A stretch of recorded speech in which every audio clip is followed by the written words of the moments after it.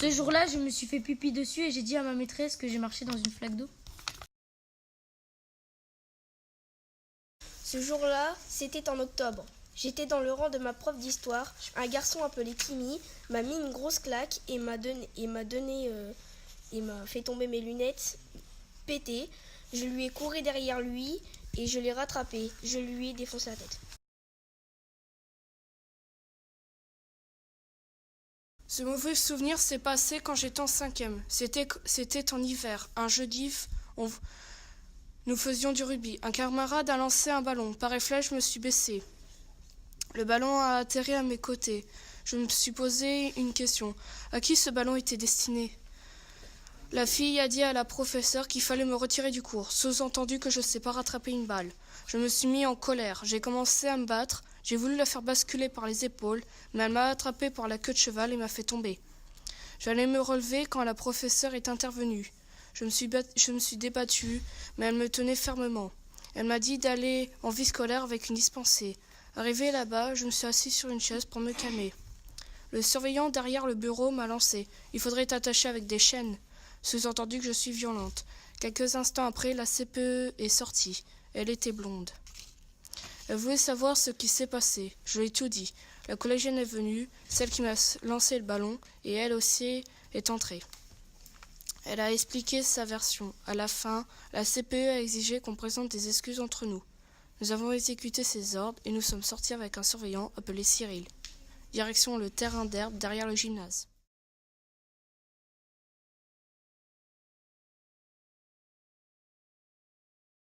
Quand j'étais petit en CP à l'école de Saint-Éloi, j'étais en retard et je suis parti en pyjama. J'étais en 5e, ça devait être un soir d'hiver ou d'automne, puisque j'avais une écharpe, ce n'est pas un détail. Sans doute en automne, il me semble que c'était au début de l'année.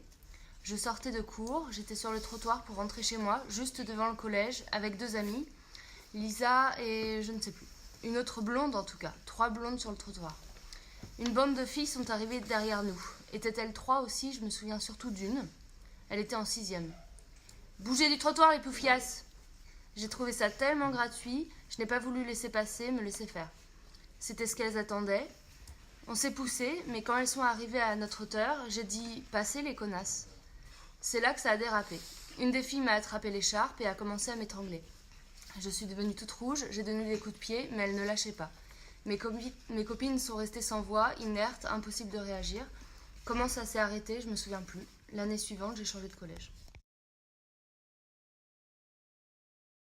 Alors, mon pire souvenir d'école se déroule devant chez moi.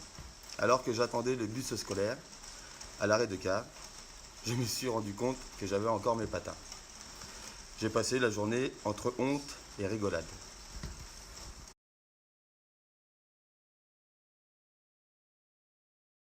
J'étais en 5e 4 à cette époque. Ce jour-là, j'avais cours de français avec ma prof principale qui était très stricte. À la fin du cours, elle me demande mon carnet sans raison. Elle demande un rendez-vous avec mes parents. J'étais stressée pendant des jours car je ne connaissais pas la raison de ce rendez-vous. Le jour J arrivé, ma mère rentre dans la salle de classe, j'attends dehors et tends l'oreille pour savoir ce qu'elles sont en train de dire à l'intérieur. Au final, j'ai paniqué pendant des jours parce que ma prof n'aimait pas mon look et avait peur que je tourne mal et que je devienne néo-nazie. Au final, ma mère l'a recadré et ce sujet n'a plus jamais été abordé.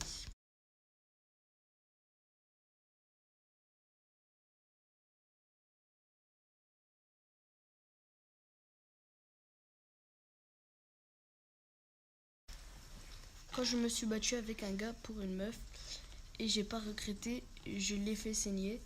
Ça a valu le coup. Vers 17h dans ma chambre, j'étais en train de faire mes devoirs. Ensuite, mon père est venu et m'a autorisé à jouer à la PS4 avec Fortnite. Quand j'ai eu mon premier téléphone. C'était à Noël, j'étais chez ma grand-mère. J'ai eu plein de cadeaux et je suis repartie chez moi. Mon père ne m'avait pas donné de cadeaux, mais j'ai pas trouvé. Je suis allée dans ma chambre et j'ai trouvé la PS4 en dessous de mon lit. Quand j'avais environ 7 ans, j'avais un ami qui dormait chez moi. Nous avions disposé des petits soldats de plomb au sol pour jouer au réveil. Le matin venu, beaucoup de soldats étaient à terre. Nous avons donc cru qu'ils avaient pris vie pendant la nuit. C'était magique. Mon bon souvenir, j'ai eu ma première télé dans ma chambre. Quand je jouais à Fortnite, il faisait froid. Et, j'ai fermé les fenêtres. Et j'ai allumé la lumière parce que j'avais peur du noir. Je savais pas que ma soeur elle était là. Je me suis allongé. J'ai fermé les yeux. Ma soeur a éteint la lumière. J'ai eu peur et on a rigolé. L'année dernière, j'ai demandé de voir mon frère à Uzès. Le jour même, il était là. J'ai pleuré, puis j'ai fait mes valises, puis je suis partie avec lui. Il y a longtemps, j'avais un matelas tout fin et rikiki qui n'était pas super confortable. Mais un jour, mes parents sont rentrés. Ils m'ont dit qu'ils m'avaient acheté un matelas énorme, super confortable, qui valait plus de 300 €. C'était un jour en février, je ne sais pas précisément. Mon grand frère Alexandre m'a donné 2 jeux. L'un est un jeu de combat, l'autre est un jeu de stratégie aventure. Pour Océane, ma petite sœur, il lui a offert un coussin emoji. Je lui ai fait un très grand câlin. L'heure qui nous réunissait est passée en discutant. En revenant dans ma chambre, je me suis allongée excitée. Avant de se séparer, Alexandre m'a assuré que cela fonctionnait avec une 2DS.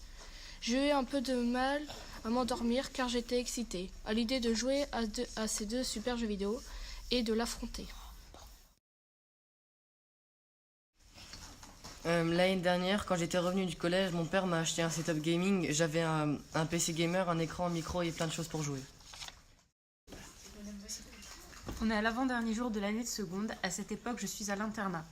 Il fait beau, chaud et nous sommes tous impatients que les vacances d'été commencent. Avec ma meilleure amie Manon, on se retrouve dans un appartement de l'internat ensemble, mais dans 2 chambres séparées.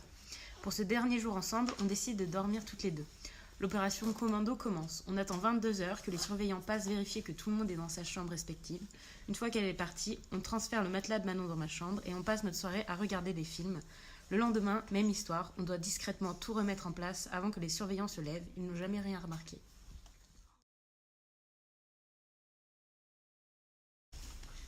Hier, j'ai joué à Fortnite. Point.